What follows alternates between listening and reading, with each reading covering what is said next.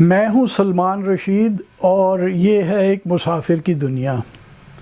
میرے ایک بہت پیارے دوست ہیں عامر باجوہ۔ وہ ان کا اصل جو علاقہ ہے وہ تو شکر گڑھ کے نزدیک ہے، لیکن اب وہ جو زمین وغیرہ ان کی وہ یہاں اپنے چیچا وطنی کے نزدیک ہے۔ رہتے وہ لاہور میں ہیں، باقی اپنی زمین دیکھنے جاتے ہیں۔ ایک دن عامر مجھے کہنے لگے کہ بابا باجوہ ایک ہوندا ہے اتھے نارووال اور بلکہ سیالکوٹ کے ایک گاؤں میں رہتے ہیں، چھوٹے سے گاؤں میں، اور انہوں نے بہت ساری کتابیں لکھی ہیں، پنجابی پیارے ہیں، اور بٹوارے کا دکھ ان کی روح کے اندر گھسا ہوا ہے۔ وہ انہیں سارے بابا باجوہ کے نام سے جانتے ہیں۔ تو بابا باجوہ سن کے میں نے کہا ہوں گے کوئی 85-90 سال کے لگ بھگ، اور اب انہوں نے وہ سارا بٹوارے کا مار کاٹ دیکھی ہوگی۔ تو مجھے بڑا وہ تھا کہ جی میں انہیں ملنے جاؤں، کیونکہ میں جن کا یہاں پوچھتا جا رہا ہوں یار دوستوں کے جو کوئی رشتہ دار تھے سب گزرتے جا رہے ہیں، بلکہ گزر گئے ہیں، میں لیٹ ہو گیا ہوں۔ تو ہوا یوں کہ کوئی 2 مہینے سے ہمارے پروگرام بن رہے تھے، پہلے عامر کی اپنی مجبوریاں، کچھ اپنے کام، ذمہ داریاں، اس کے بعد یہ ہوا کہ بارشوں کا سلسلہ چل پڑا، تو ہم ڈرتے تھے کہ جا کے پھنس پھسائی نہ جائیں کہیں۔ میں خاص طور پہ ڈر رہا تھا کہ بارش میں کھجل خراب نہ ہو جائیں۔ تو ابھی 2-4 دن پہلے ہم وہاں پہ گئے، لیکن اس سے پہلے ان کی داستان شروع کرنے سے پہلے میں آپ کو 2-3 باتیں کرنا چاہتا ہوں۔ ایک تو یہ کہ ایک میں نوجوان کو ملا، وہ اسرائیل اس کا نام ہے، میرا خیال ہے 28-29 سال اس کی عمر ہوگی، بڑا اچھا آدمی ہے۔ اور اس میں یہ جو ہماری یہ نکھیڑ ہے نا، جو ونڈ ہم نے ڈالی ہوئی ہے کہ وہ جی ہندو ہے، سکھ ہے، مسلمان ہے، وکھرے وکھرے، اس میں وہ بالکل نہیں ہے۔ تو وہ جو بندہ ہے وہ مجھے کہنے لگا کہ جی ہمارے دادا جب آئے تھے تو وہ ہم لوگ گجر ہیں، وہ لوگ کہ ہم کٹھوعہ کے پاس کے رہنے والے ہیں۔ کٹھوعہ اگر آپ امرتسر سے بٹالہ، آگے گرداسپور، سامبا، کٹھوعہ، اور وہ جموں کو جو ریلوے لائن جاتی ہے اس کے اوپر کٹھوعہ ایک ریلوے اسٹیشن ہے، وہاں سے جموں کی پہاڑیاں دکھتی ہیں۔ اور دسمبر 1972 کے اندر جب میں فوج میں تھا، ہم نے ایک بارڈر ریکی کی تھی پھکلیاں سیلینٹ سے لے کے، جہاں پہ چناب پاکستان میں داخل ہوتا ہے، وہاں سے شکر گڑھ کا ایک گاؤں ہے بڑا پنڈ، وہاں تک۔ تو اس میں ہم نے کٹھوعہ اور سامبا یہ سامنے نظر آتے تھے، اور جموں کی پہاڑیاں تو جو سیالکوٹ کے باہر سچیت گڑھ کی ٹیکری ہے، کوئی 100 فٹ اونچی نقشے پہ ہوتی تھی، اس زمانے میں 100 آر لکھا ہوتا تھا اس کے اوپر، یعنی ریلیٹیو ہائٹ اس کی 100 فٹ تھی۔ تو وہاں سے آپ کو یہ اپنا جموں سامنے نظر آتا تھا، اور دوربین لگا کے تو آپ وہ بھی کر سکتے تھے۔ تو فرق کہ اچھا وہ شہر ہے جموں کا اور یہ کنٹونمنٹ ہے، ریلوے اسٹیشن کا پتہ چلتا تھا۔ بلکہ جب میں دوربین سے دیکھ رہا تھا تو ایک ٹرین بھی آئی جموں کے اندر داخل ہوئی، تو وہ کٹھوعہ سے آئے تھے، اور بقول اسرائیل کے جو اس نے اپنے باپ، چاچے، تائے سے سنا ہے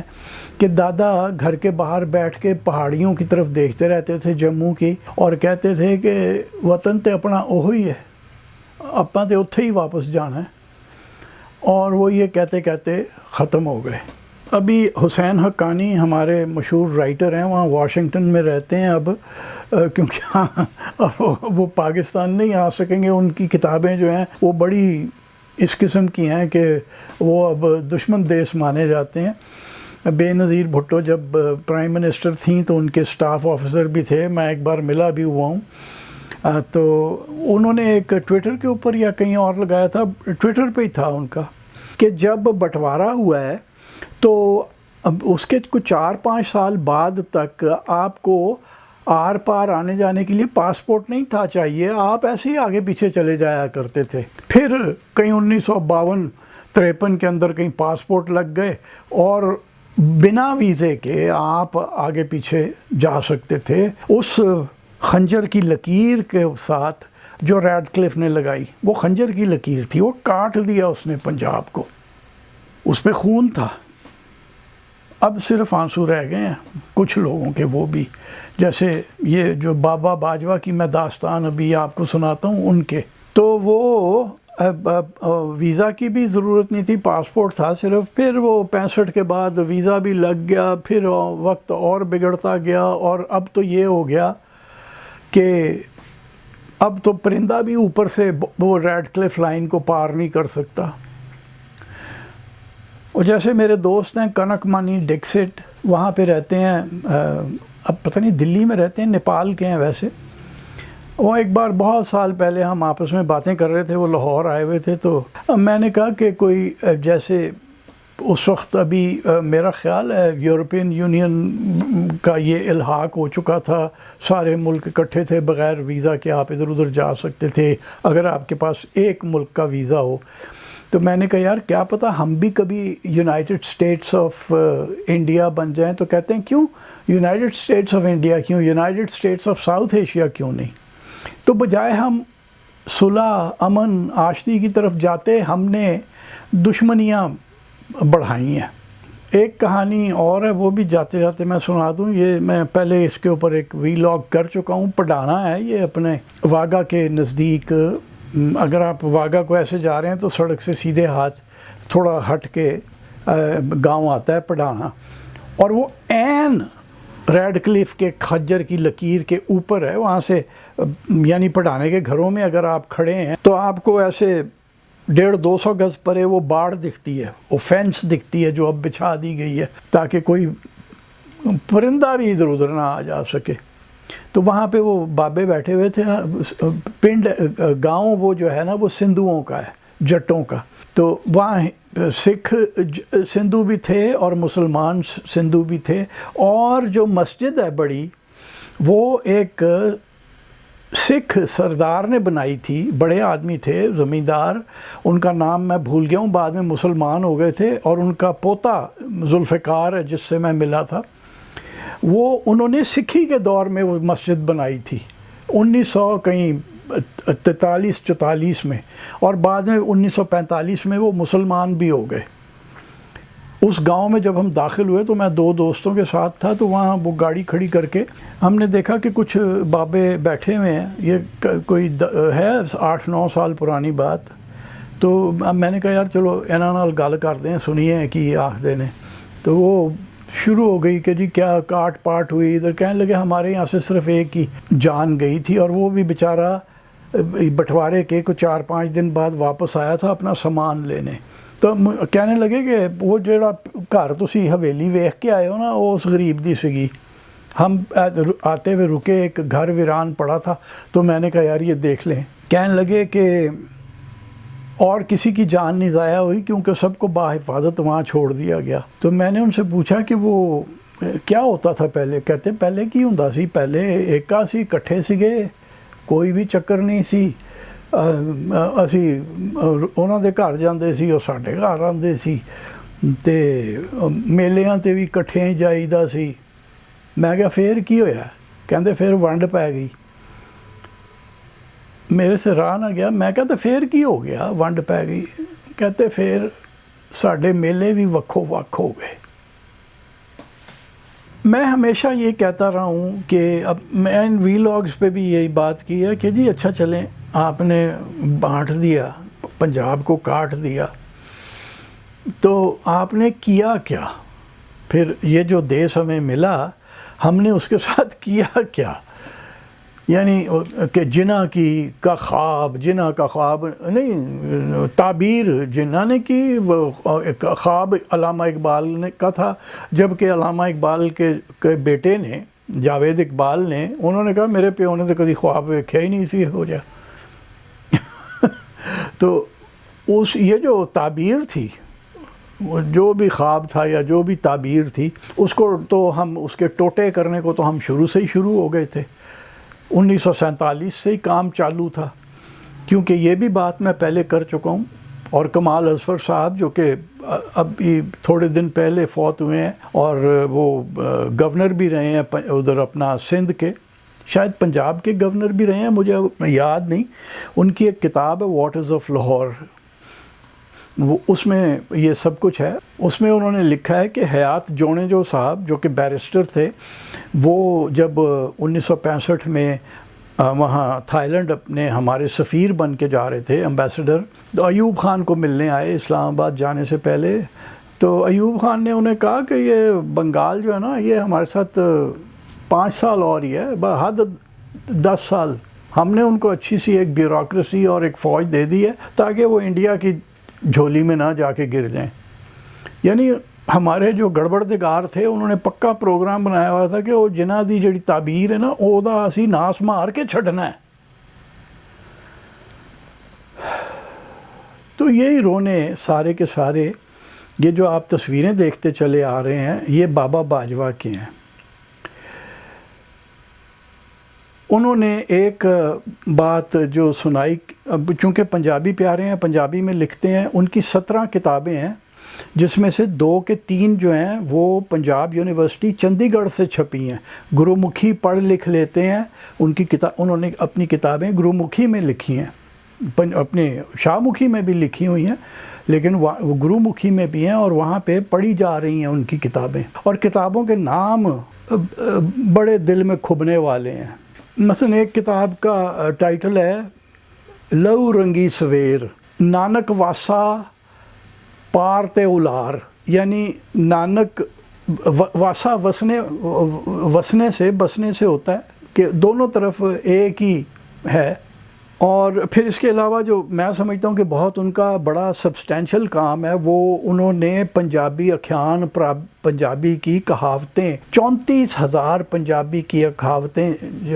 کہاوتیں جو ہیں وہ انہوں نے اکٹھی کر کے ایک کتاب کی صورت میں یہاں لاہور سے پائلیک سے چھپی ہیں. یہ پائلیک جو ادارہ ہے جو پنجابی کے اوپر کام کرتا ہے.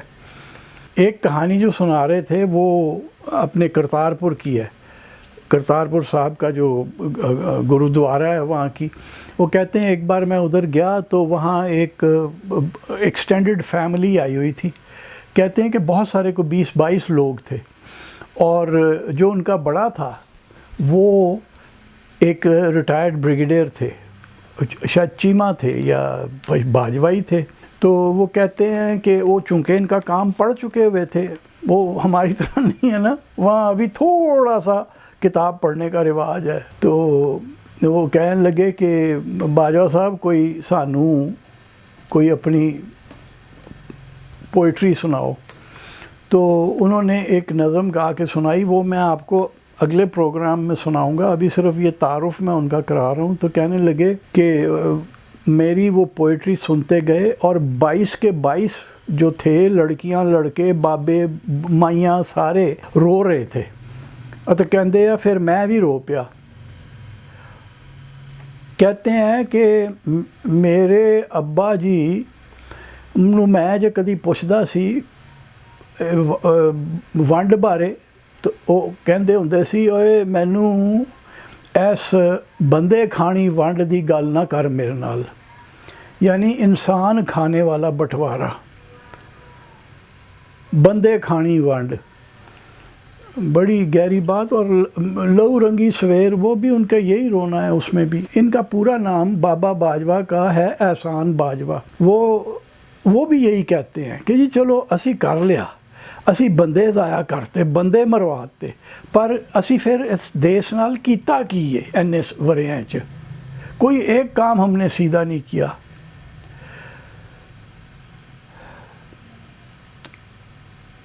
بڑے دکھ سے کہہ رہے تھے کہ دیکھو جی باجویاں نے باجویاں نو وڈیا، چیمیاں نے چیمیاں نو وڈیا، ٹھلوں جڑے سی وہ ٹھلواں نو پی گئے، کیونکہ ذات ایک ہی تھی. وہ صرف بانٹ کیا تھی، پنجابی میں جسے نکھیڑ کہتے ہیں. فرق وہ کیا تھا کہ وہ سکھ تھے اور دوسرے جو تھے وہ مسلمان تھے. اور وہ بدقسمتی مرنے والوں کی یہ تھی کہ وہ ریڈ کلف کے خنجر کی لکیر کے اس پار تھے. اس پار بھی یہی ہوا، وہ ایک ہی ذاتوں نے ایک دوسرے کو ہی مارا، ہمسایوں نے ہمسایوں کو مارا. میرے دادا دادی پھوپھیاں، میرے پڑنانا، گھر کا جو خدمت گار تھا ایدو، اس کی بیوی فتح اور اس کے 5 بچے قتل کرنے میں سب سے آگے سہگل صاحب تھے. جو کہ 5-6 گھر پرے ایک گلی میں رہتے تھے، اور ان کے بیٹے کے اندر جیسے باجوہ صاحب کے اندر وہ غم اور دکھ ہے جو انہوں نے اپنے والد سے لیا، وہ جو مہندر پرتاپ سہگل صاحب مجھے جلندھر میں ملے تھے، انہوں نے وہ گلٹ جو تھی، وہ اپنے باپ کی گلٹ انہوں نے اپنے باپ کی باتوں سے لی، کیونکہ انہوں نے مجھے کہا، جب میں نے انہیں پوچھا کہ جی کیوں تانوں کس طرح اتنا کچھ پتہ ہے، تو انہوں نے کہا کہ پتا جی انہیں تو تیسرے چوتھے دیہڑے ہی رون پٹن پاتا سی کہ ایتے چنگے لوگ سی، میں بڑا پاپ کیتا انہاں نوں مار کے۔ تو اس وقت پاگل پن سوار تھا چاروں طرف۔ ایک بات جو اپنے احسان باجوہ صاحب نے مجھے سنائی نا، وہ یہ کہتے ہیں کہ جدوں پاجڑ پئی ہے تھے گلو گاڑا پیا ہے، تو میں پنجابی میں آ جاتا ہوں کیونکہ ہم وہاں پہ پنجابی میں ہی بات کر رہے تھے، تو بہت سے دوستوں کو شاید نہیں سمجھ آئے گی۔ کہتے ہیں کہ جی کہ جب یہ شور پڑا، قتل و غارت گری شروع ہوئی، کاٹ پاٹ مار دھاڑ جب چالو ہوئی، تو وہ کہتے ہیں کہ میرے والد صاحب جو کہ نمبردار تھے اور سرپنچ تھے، جو ان گاؤں کی پنچایت تھی اس کے وہ سرپنچ تھے، ہیڈ تھے، تو وہ یہاں سے کچھ لوگوں کو لے کے، کوئی 5-10 خاندان لے کے، عورتوں بچے بڈھے ساروں کو لے کے، وہ باحفاظت بارڈر پار کرانے لے جا رہے تھے، کہ ٹرین پہ چڑھانا ہوگا یا کسی کیمپ میں پہنچانا ہوگا جہاں پہ کہ حفاظت تھی، فوج تھی، اور بندے انہوں نے اکٹھے کیے ہوئے تھے۔ کہتے ہیں کہ جی ان کے پاس بندے تھے، چھریاں بچے برچے ڈانگاں لے کے جا رہے سی کہ اگر کوئی بدماش حملہ کریں تو بچا ہو سکے۔ تو کہتے ہیں کہ ایک جگہ جو پہنچے تو ساتھ والے گاؤں کے جو ذیلدار تھے، نام احسان باجوہ صاحب کو نہیں یاد تھا، کہتے ہیں وہ وہاں ویران و پریشان کھڑے تھے، اور وہ ان کو دیکھ کے، ان کے والد کو جن کا نام غلام رسول تھا، چودھری غلام رسول باجوہ، ان کو دیکھ کے کہتے ہیں نمبردارا مینوں وڈ دے، میری اکھیاں اگے انہوں نے میرے 4 پتر وڈ چھڑے نے۔ اور پھر وہ اپنے والد کے ایک فقرہ اور بتاتے ہیں، کہتے ہیں کہ آگے گئے ہیں تے بندیاں دے سر انج پئے سی جداں ڈھیماں پئیاں ہوندیاں نے، مٹی کے ڈھیر نہیں ہوتے کئی جگہ پہ جہاں فصل نہ ہو، وہاں پہ وہ مٹی کے چھوٹے چھوٹے خود ہی سے بن جاتے ہیں پانی کے گزرنے سے، ڈھیم جسے ہم کہتے ہیں، ڈھیر، تو سر اس طرح پڑے ہوئے تھے۔ یہ میں داستانیں اس طرف سے بھی سن چکا ہوں کہ جی جب ہم ادھر سے پار ہوئے ہیں ادھر گرداسپور والی سائیڈ پہ، تو یہاں لاشیں ایسے بکھری پڑی تھیں کہ آپ سوچ نہیں سکتے۔ تو ہر طرف ایک ہی کہانی تھی، نانک واسا پار تے الار، دونوں طرف ایک ہی کام ہم نے کیا، نانک کی باتیں بھول بھال گئے۔ بقول اپنے احسان باجوہ صاحب کے کہ ان کے والد جب بھی کبھی یہ بٹوارے کی بات کرتے تھے تو رو پڑتے تھے۔ میری طرح احسان باجوہ نے بھی نہیں پارٹیشن دیکھی تھی، میں تو پھر 1952 کا ماڈل ہوں، یعنی بٹوارے کے 4.5 سال بعد میں پیدا ہوا۔ باجوہ صاحب 1950 میں پیدا ہوئے، تقریباً مجھ سے 1.5-2 سال بڑے ہیں۔ ان کے اندر بھی وہی غم ہے جو انہوں نے اپنے والد سے انہیرٹ کیا، اور آپ دیکھ لیں گے جب آپ ان کی نظمیں سنیں گے تو وہ اب بھی رو پڑتے ہیں، وہ بات کرتے کرتے رو پڑتے ہیں۔ انہوں نے پارٹیشن ہوتے ہوئے نہیں دیکھی، انہوں نے وہ مارا ماری، وہ کاٹ پاٹ نہیں انہوں نے دیکھی، لیکن ان کے اندر جو انہوں نے اپنے والد سے لیا، جو کہتے تھے کہ اوئے منڈیا اے بندے کھانی ونڈ دی گل میرے نال نہ کر، وہ بات ہی نہیں کر سکتے تھے۔ اور ان لوگوں کا سوچئے جو کہ لائن کھنچنے کے بعد گھر کے باہر بیٹھ کے جموں کی پہاڑیوں کی طرف دیکھتے تھے کہ وطن تے اپنا اتھے دے واپس ٹر جانا ایک دن، اور وہ مر بھی گئے۔ ابھی کچھ 10-15 سال پہلے وہ گئے، مجھے بہت لیٹ ان کا پتہ چلا، ان سے میں کچھ کہانیاں سن لیتا لیکن وہ نہیں ہو سکا۔ اب یہ جو غم ہے نا، ہم تو وہ پیڑھی ہے کہ جنہوں نے یہ دیکھا نہیں، ہم نے صرف سنا، میں نے تو سنا بھی نہیں، ہمارے گھر میں تو بات ہی نہیں ہوتی تھی پارٹیشن کی۔ احسان باجوہ صاحب کے والد روتے روتے گئے اس دنیا سے،